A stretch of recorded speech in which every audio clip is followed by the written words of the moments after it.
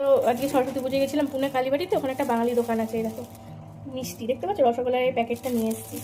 এটার দামটা শুনলে তোমরা কী যে বলবে, পাগল হয়ে যাবে, কিন্তু শখ তো মেটাতেই হবে। সাইজটা দেখো, এই দেখো সাইজটা, আমাদের ওখানকার 10 টাকার মতো মিষ্টি। তো এটা সাইজ হচ্ছে তোমার 10 টাকার মতো, এখানে এটা 10 পিস 300 টাকা, মানে 30 টাকা করে। তো গুড়ের রসগোল্লা কী করবো, নিতে তো হলো। গুড়ের রসগোল্লা, আমাদের তো ওখানকার গুড়ের রসগোল্লা এই শীতের সময় তো বিখ্যাতই, সন্দেশ বলো ইয়ে বলো। তো সন্দেশ বাবা মা এনেছিল, খেয়েছি, রসগোল্লাটা খাওয়া হয়নি। এখানে দেখতে পেয়েছি, কবি তো বললো নিয়ে নাও, এই যে গুড়ের রসগোল্লা নিয়েছি। নিয়ে এত দাম নিয়েছে, তাও নিলাম খাওয়ার জন্য, একটু শখ মেটানোর জন্য। কারণ তো আমরা 1 বছর বাড়ি যাচ্ছি না, সেই বাড়ি যেতে যেতে আবার সেই জুন মাস বাড়ি পুজোতে, সেই জন্য একটু শখ মেটানোর জন্য নিতেই হলো আর কি। জানো তো, কিন্তু কানলার মিষ্টির মতো কিন্তু স্বাদ নেই, তবুও যে এখানে পেয়েছি সেটাই তো অনেক, তাই না?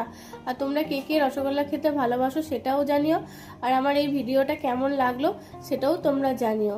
Tata, by.